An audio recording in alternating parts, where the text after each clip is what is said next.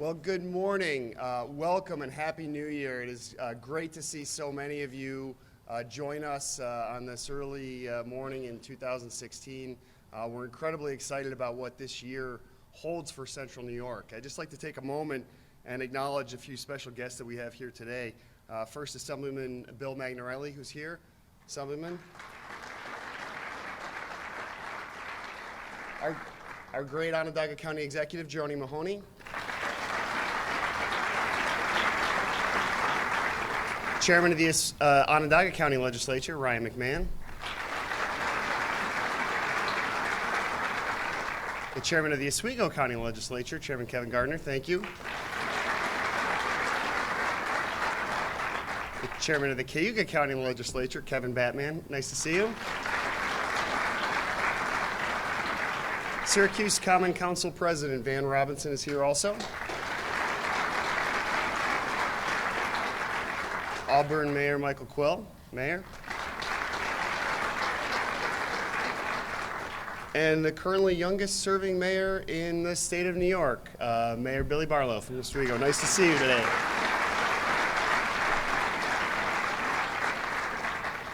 Also with us, additional special guests, the Department of Transportation Commissioner Matt Driscoll.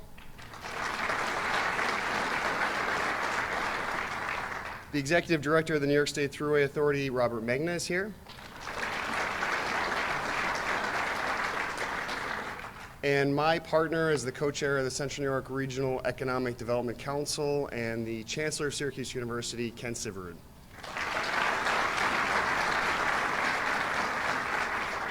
The past 5 years have been a really remarkable time for New York State and for Central New York as a whole. Under Governor Cuomo's leadership, we are watching our state transform into a 21st century hub for innovation and technology. Our region is home to a thriving, vibrant economy. We are growing jobs slowly and steadily. We are in the process of looking to kickstart that economy into a brand new dimension. We're seeing industry flourish and unprecedented investments in infrastructure and in clean energy, not only here in Syracuse, but across the state. Just a few weeks ago, I was incredibly proud to stand with the governor and with Chancellor Syverud as the governor announced a $500 million award to Central New York's Regional Economic Development Council over the next 5 years.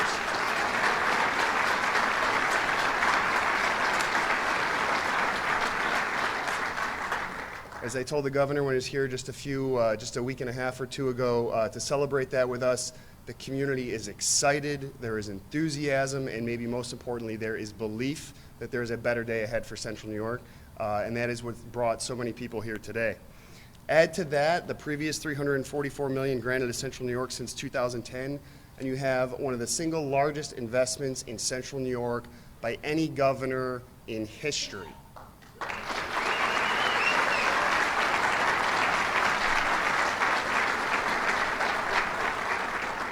In the time I've had the good fortune to work with him, I've learned that's what the governor does. He creates opportunity, he invests in public policies, he works tirelessly days, nights, even holidays apparently, to make this state a better place for us and for our families. And as the father of a young son, that means so much to me. We have, for example, under his leadership, New York State is returning to its rightful position as a national model for superior infrastructure and transportation. Our roads, bridges, and tunnels across the state have seen major upgrades, and our transit network has been made stronger, smarter, and more resilient. And while these investments have supported millions of dollars in economic activity and played an integral role in unlocking New York State's future potential, we still have more work to do. Next week in Albany, Governor Cuomo will be releasing his 2016 agenda, and I'm excited to see what he has in store for Central New York. I know with the Upstate Revitalization Initiative and the support of all of you in this room, 2016 is going to be a banner year, bigger and better than ever for Central New York. And working alongside Governor Cuomo and his partners, the progress we've making over the last few years is just the beginning. Please now join me in welcoming a phenomenal partner in all the work that we do, County Executive Joni Mahoney.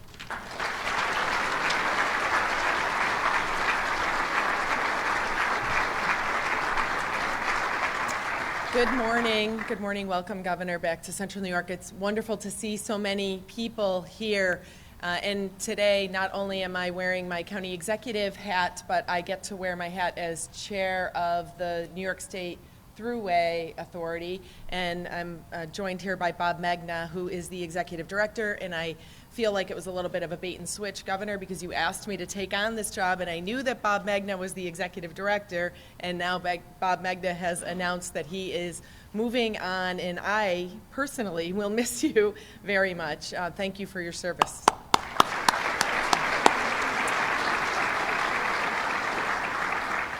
Today's another great announcement from Governor Cuomo. Those of us that have been here for many of these announcements know that it's been a real culture change for us in Central New York under Governor Cuomo.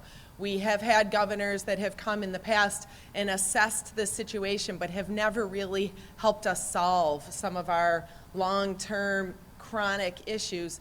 And Governor Cuomo, year after year after year, has come here multiple times to Central New York. He knows the people in Central New York, he knows the issues in Central New York, and he's brought us real solutions, and he's brought a real can-do-it attitude and expectation from us to get done the things that he's agreed to partner with us on.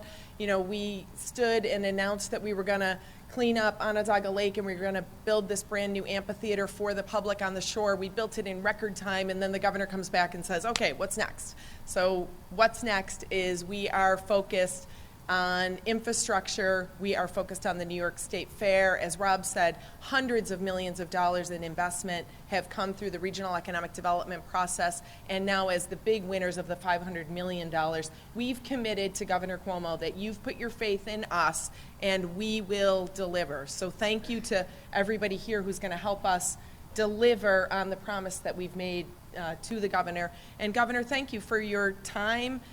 You have come here more than I think any of us could ever have expected.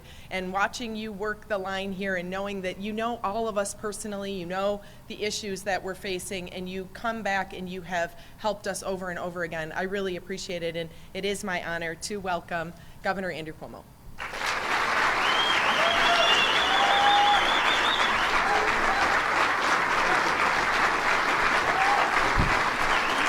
Thank you. Thank you. Thank you all very much. Thank you very much. Thank you, thank you, thank you. It is my pleasure to be back. Beautiful day, clear and just a little cool, a little cool. Happy New Year to all of you, and I'm excited about the new year. I think it's going to be a good year. I'm also excited that last year was over. A lot of interesting things last year, not all of them positive, and I think this year is going to be much, much better. First, to your county executive, who does wear many hats. She's doing a great job as a county executive. She's also doing a fantastic job on the Thruway, which is very important. She's also doing a great job on the NIPA board, the power board. So let's give a big round of applause for all her good work. Thank her.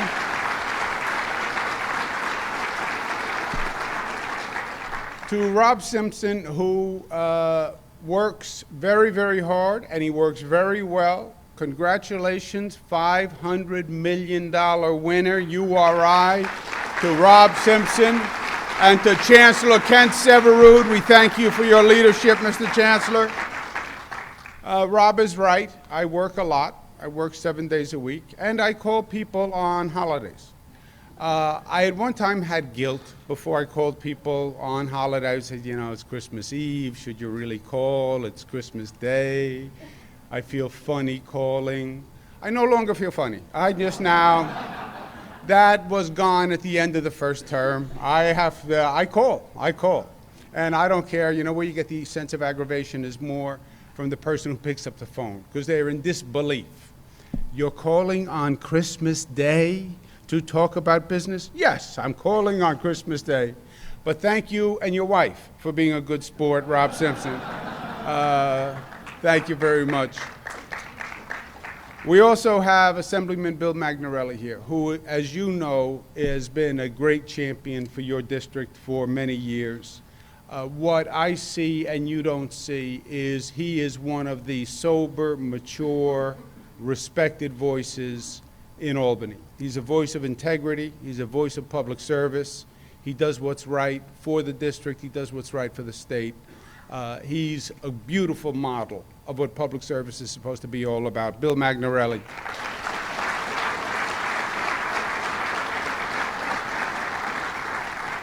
And Van Robinson, pleasure to be with you, Van. And we have our Commissioner Driscoll, Department of Transportation, and Bob Megna, who is leaving the Thruway Authority. It was a little bait and switch, sorry, but we do what we have to do. And but Bob is staying in the state system. He's going to Stony Brook. And Legislator McMahon, pleasure to be with you. So many elected officials. I'm very excited. We are now doing our roll up, what we call, to the State of the State address. The State of the State address is on the 13th. State of the State address is our laying out of an action plan for the state. We do it a little differently. We do it combined with the budget, so you get a full idea of what the plan for the state is. I then present that plan to the legislature, and I go to the people of the state and inform them of the plan, because I want them to weigh in, so the legislature actually knows what the people of the state think. This State of the State is the most ambitious State of the State that I have done. I think we have had great success over the past few years. We have a stability and a credibility that we didn't have before. We've made progress. The financial house is in order. We went from a $10 billion deficit when we started, one of the greatest deficits in history, to now a $5 billion surplus. So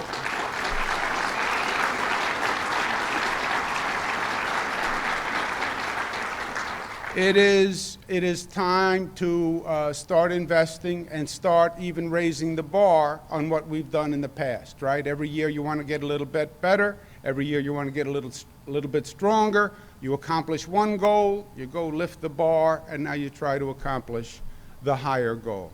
The state has a lot of important things that we have to do this year. We have housing issues, we have homelessness issues across the state, we have safety issues, we have terrorism issues. This new terrorism, I would love to be able to stand here and say to you that these are just one-off situations and I think it's going to be gone. I think it gets worse, not better. I think the terrorism that was in the Middle East all those years was in the Middle East because the Middle East was 2 oceans away and they couldn't get here. Now the internet opened up a portal for that hate to come directly here. And they're radicalizing people in this country. What we saw in San Bernardino, California, what we saw in Rochester just a couple of weeks ago. A man who was radicalized over the internet and was all set to go out and kill people and had made plans. This is a new public safety threat that we're going to have to get ready for. The emergency management work that we do with the extreme weather that we've never seen before. So we have a full plate for state government, a lot to do. At the core of that agenda is economic development. Why? Because if the economy is running, and if we are producing jobs, that gives us the resources to take care of everything else. If the economy is running, that means the county has tax revenues, the city has tax revenues. That means people have hope. So it's about the economy. It's about providing opportunity, and that's always the main order of business. You look at the state flag, you look at the state seal, which is beautiful, but it also tells a story. Our founding fathers, when they designed the seal, they were saying something. In the center of the seal, you have 2 sailboats on a body of water. They were not saying we love sailing. What they were saying, right at the center of the seal, those are 2 sailboats on the Hudson River with Mount Beacon in the background. One sailboat is smaller, a schooner to symbolize intrastate commerce. The other sailboat is larger to symbolize international commerce. The Hudson River, why? Because commerce was by the waterways, and that connected Manhattan, that connected upstate through the Hudson River, ultimately the Erie Canal. That's at the center of the seal of the state of New York. That's it. That's the statement they were making. Two sides, lady liberty, lady democracy. But it's about commerce in the center of the seal. And it's going to be about commerce at the center of our agenda. Now, it is a lesson that the state had lost for many, many years. I call it the New York arrogance, that we believed for many years that business was here in New York and business was here to stay because we were New York and we were all about business. And for many years we were all about business.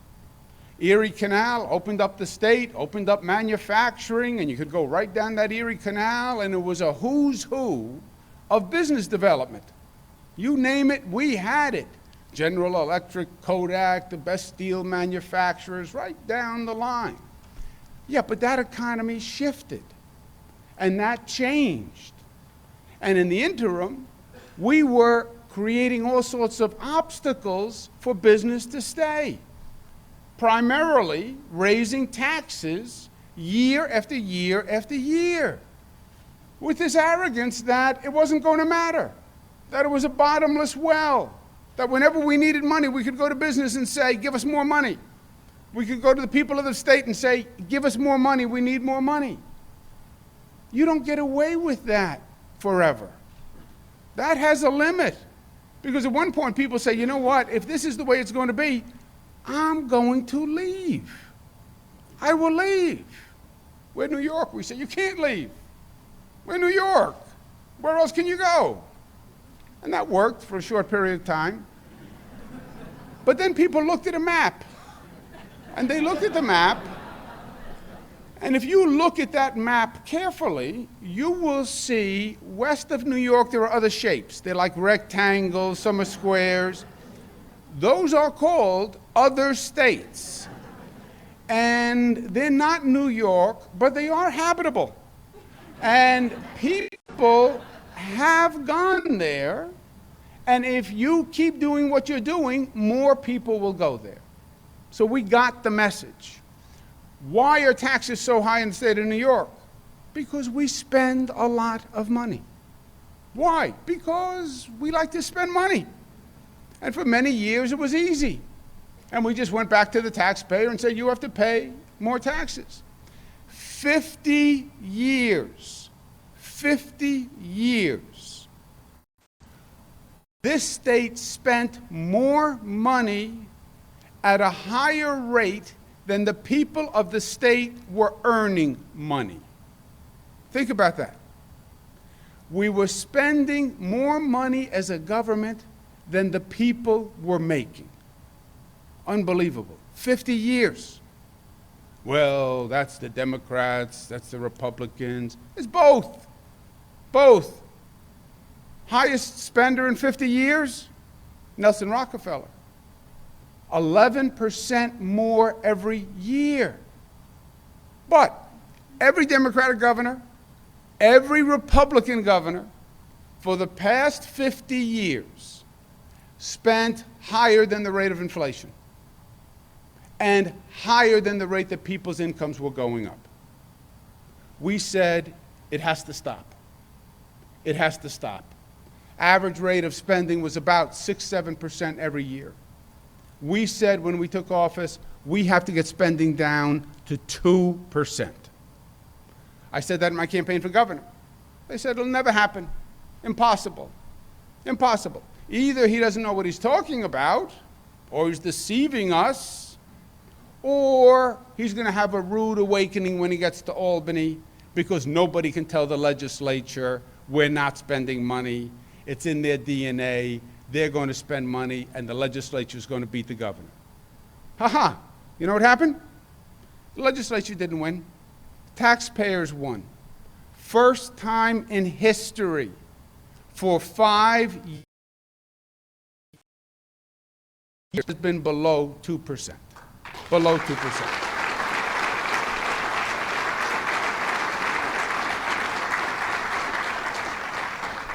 And it's not that our government has done less. Our government has done more. This is probably the most active, robust government we've had in modern political history. And we've been called on to do things that we've never done before. So we got the spending down. When you get the spending down, good things happen. Getting the spending down is like reducing the number of calories you intake. Good things happen. You reduce the calories, you wind up losing weight. You reduce the spending, you now have more money to cut taxes. And we cut taxes. And we have cut taxes dramatically. Lowest middle class tax up to $300,000 since 1953. Lowest corporate tax since 1968. Lowest manufacturing tax since 1917. The best thing we did, what's the number one tax in the state of New York? Number one tax. It's not a state tax at all. It's the property tax. FDR used to rail about this, Franklin Delano Roosevelt, because everybody would say New York had high taxes, even then. And FDR would say, it's not me. It's not the state taxes. It's the local governments, because we have too many local governments in the state of New York, which we do. You know how many local governments we have in the state of New York? 10,500. Think about that. Every morning, 10,500 light switches, 10,500 fleets of vehicles, 10,500. How can that be? It is. Cities, villages, towns, water district, sewer district, lighting district, another district to count the other districts just in case you missed a district. We have 10,500 governments. And that is extraordinarily expensive. So we said on the state side, we're going to cut our funding, but you know what? Local governments, we want you to do the same thing. Local governments, the taxes were going up astronomically. Upstate New York, highest property taxes in the United States of America. Not just relative, highest in the country. We passed a 2% property tax cap on local governments, which has made a phenomenal difference. So we get taxes down on the state level, we get taxes down on the local level, we send a different message to business writ large, we send a different message to people, we send a different message to young people. Stay here, don't leave, your future's here. And then we do something else, we start a concept we call entrepreneurial government. I came up with that phrase myself. My staff said, you can't say entrepreneurial government. I said, why can't I say that? I'm the governor, I can say it. They said, no, you can't, it makes no sense. Because it's an oxymoron. I said, that's the point. You don't get it, that's why I'm the governor. Entrepreneurial government, they're going to think is an oxymoron. And then we're going to say, no. Why can't government be entrepreneurial? Where does it say in the Bible government must be wasteful, slow, inefficient, and bureaucratic? God never said that, Old Testament or New. We are entrepreneurial. We're partners with the private sector. We want to help them grow. We want to see them create jobs. The more jobs they create, the better for the government. And they think they're fast, we're faster. They think they're creative, we're more creative. They think they're streamlined, we're more streamlined. And we're going to be as competitive as any private sector company out there, entrepreneurial government. And that then led us to partnerships with businesses all across the state. What we call the Regional Economic Development Council, totally different concept. Says to Central New York, you know what? I don't know how to grow business in Central New York. I don't. Every region is different in the state. And every region has its own economy. And what works on Long Island doesn't necessarily work in Western New York, doesn't necessarily work in Central New York. You know who's going to figure out how to grow the economy in Central New York? Central New York.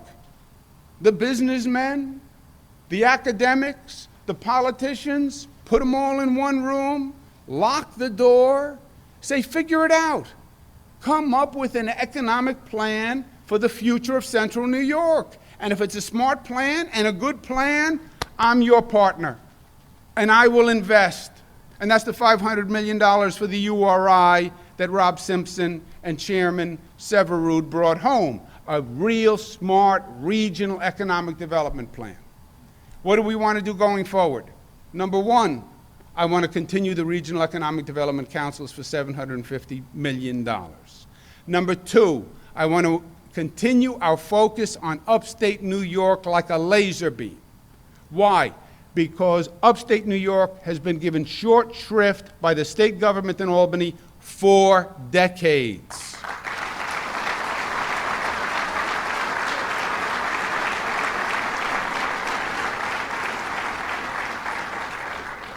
It hurts me to say that. Well, actually, it hurt me to say that the first few times. Now I feel good saying it, because it's true. Predominantly, the political power in Albany is from downstate New York. It is. That's where most of the assemblymen are from, most of the senators are from. So when they act, downstate New York comes to the top of the agenda. And for many years, upstate New York got short shrift. And by the way, upstate New York needed more help because they were dealing with a shift in the manufacturing economy. Manhattan, downstate, they were doing well. And it was short-sighted of the state. Because even if you put aside the morality and the ethic that we're one state and we should help each other, we're one balance sheet. And when upstate New York does not do as well, then downstate New York has to subsidize upstate New York anyway. So focus on upstate New York. And that's the Urban Revitalization Initiative. That is the REDCs for $750 million. We announced yesterday a downtown revitalization plan for $100 million. We're bringing back young people now. They don't want to move to the suburbs and buy a house with a patio and a barbecue. They want to be in the city. They want to be in the urban area. They want the energy. They want the excitement. They want to be able to go out at night. I remember those days. Now I want to go to sleep at night. But at that time, I wanted to go out at night. So they want to go back to the downtown areas. And we want to have a $100 million initiative to do that. We need to rebuild our water and sewer all across upstate New York. We want to put another $100 million into the water and sewer fund so local governments have the ability to do that. We want to rebuild our roads and bridges because transportation is the key to commerce. Transportation is the key to commerce. It is the circulatory system. And in upstate New York, it's about the roads and the bridges. We want to invest more money than ever before in the history in the state of New York in upstate roads and bridges, $22 billion for roads and bridges in upstate New York.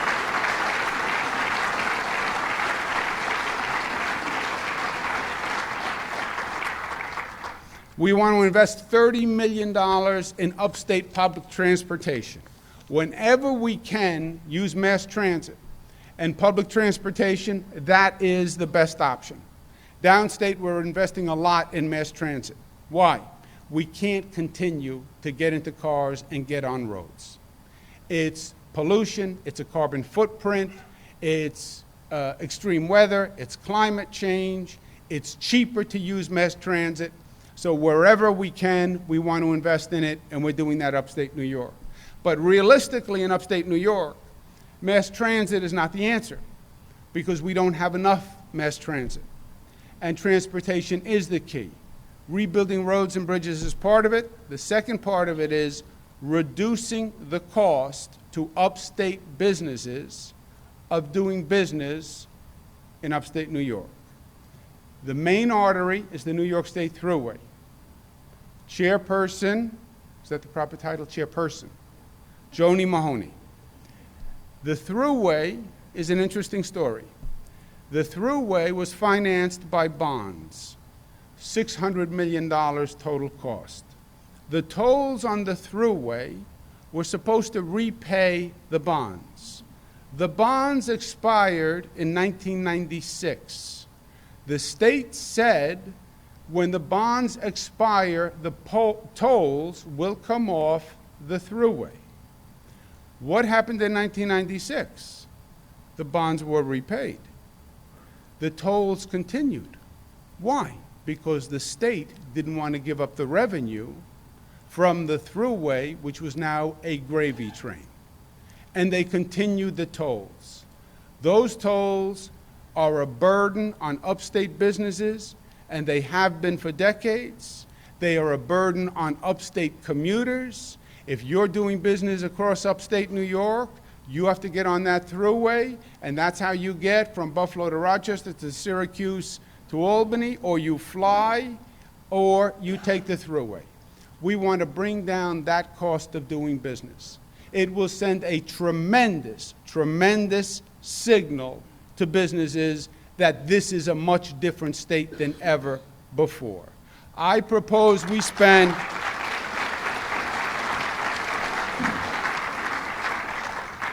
I want to spend $1 billion on a Thruway toll protection program that does this.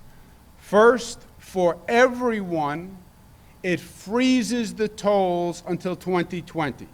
So there will be no toll increase for anyone on the Thruway on any level until 2020.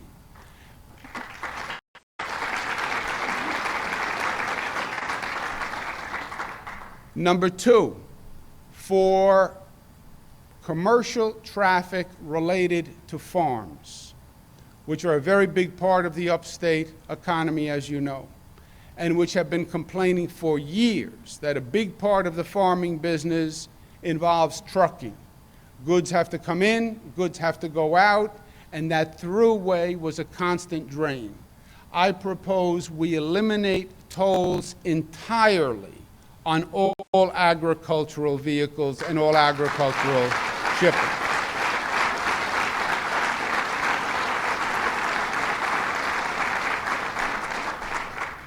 For frequent commercial traffic of New York companies, for frequent passenger cars who use the Thruway about more than $50, $60 in toll a year, I want to give them a tax credit that cuts the toll in half by 50% of their annual use.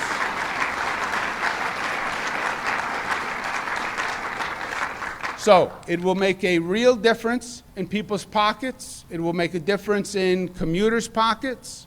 It'll make a difference in the pockets of businesses. And it will make yet another very loud statement to businesses that upstate New York is the place to do business. We're cutting taxes. We are bending over backwards to solicit business. We're cutting tolls. We're investing in business. Everything we can do to be seductive to business staying, businesses growing, businesses relocating, we are going to do, because that is the new New York. And this program, between the Regional Economic Development Councils and the water and sewer, and $22 billion in roads and bridges, and $1 billion in toll protection for the Thruway, is going to make a real, real difference. I need your help to get it passed. I need you to call Mr. Magnarelli. Call him on the holidays. He answers the phone. I know he does. I called him at Christmas. He was working in the kitchen. I guilted him while I had him in the kitchen on Christmas. We need your support. Tell that legislature we need them to stand together all across upstate New York and come up with one unified presence so we get this package done for upstate New York. My last thought is this.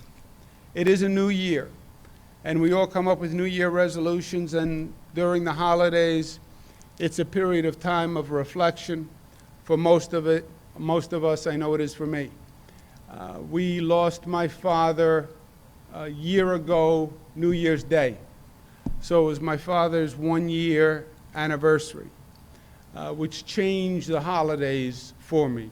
You know, the old Italians would have a custom on the first holiday after a loved one died, they wouldn't even put up a Christmas tree. They didn't want to celebrate Christmas. They were not in the celebratory mood. Well, the old Italian custom, a woman lost her husband. She wore black like for the rest of her life. You know, I remember growing up, all the old Italian women, everyone had the same black dress. I didn't understand what it was. So it was a quiet holiday for me and a reflective holiday. The good and the bad, and the lessons learned, and how do we make this year a better year. And upstate New York has been a phenomenon over these past few years. A lot of effort has gone into upstate New York, and a lot of changes have been made. And you see across upstate New York different regions, different efforts and different outcomes. There is no one New York State economy. And by the way, there is no upstate New York. You know, we use that word. There's really no such place as upstate New York. Buffalo is different than Syracuse, is different than the North Country. It's all different. And what lesson I learned was, at the end of the day, it's part destiny and it's part our effort. Life is about what we make it. Life is about our effort. You want to look at someone, you want to blame someone, look in the mirror, because it's the person in the mirror who is the first person that is deciding your destiny. Upstate New York has had a bad 10, 20, 30 years. I used to joke in Buffalo, it's been a bad 50 years when it comes to the economy, but it was true. It was a bad 50 years. And people despaired, and people were disappointed. And a lot of people gave up. A lot of people moved away. A lot of people told their children, move away. There was too much talk about yesterday. Everything was yesterday, the good old days, what we did yesterday. We used to be in the steel business. We used to have Kodak. We used to do this. We used to do this. It was all retrospective. There was no talk about the future. There was no talk about tomorrow. There was no hope. There was no aspiration. People had basically given up. And what you've seen over the past few years is credible, positive signs of a different future and a different trajectory. That it doesn't have to be that way. And we've shown people it doesn't have to be that way. Well, state government is always going to do what they do, and they're never going to help us. It's been different. It's been different every year for 5 years. Well, nobody's going to come back.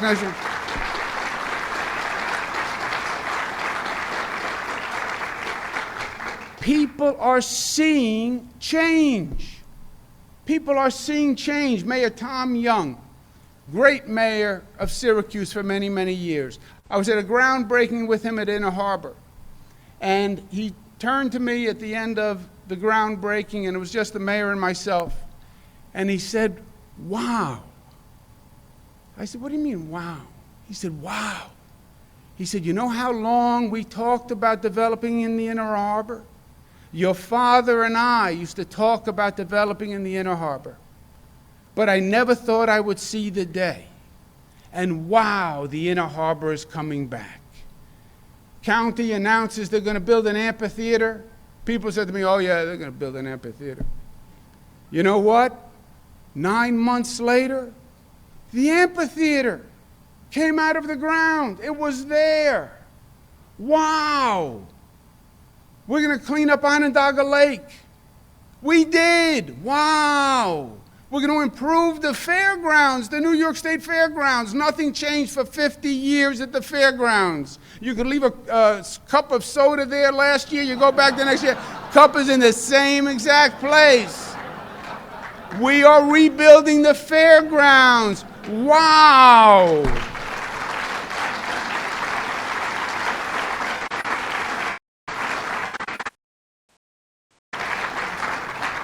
Wow, things are happening. You can feel it. Buffalo, which was the worst economy in the state of New York for a long, long time, Cranes building in the sky, real estate values going up. Buffalo Bills are staying. Largest solar panel manufacturer in the hemisphere moves to Buffalo to build a 1 million square foot plant. Wow!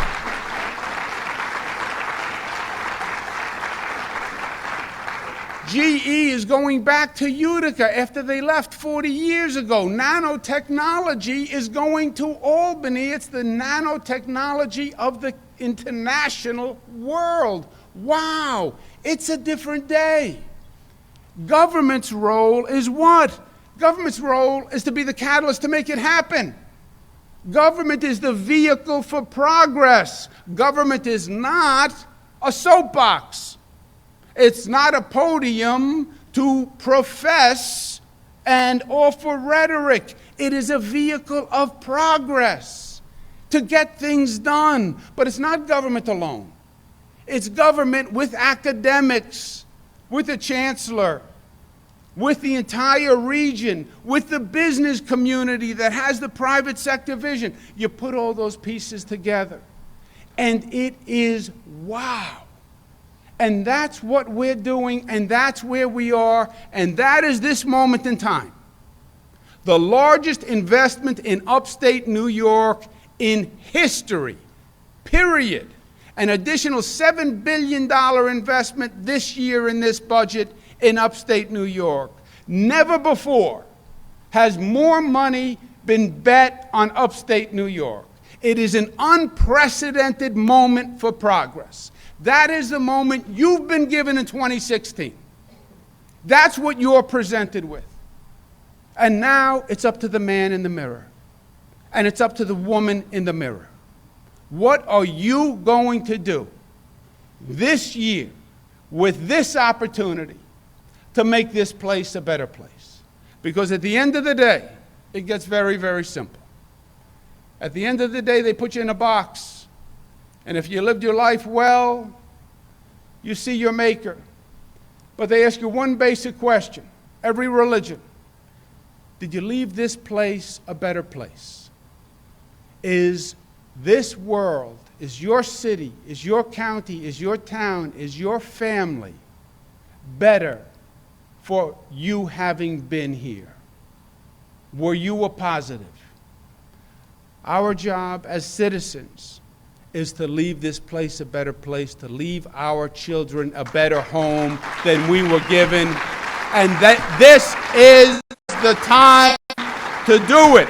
2016 is our year. You have the funds, you have the momentum, you have the catalyst. Make it happen. Thank you and God bless you.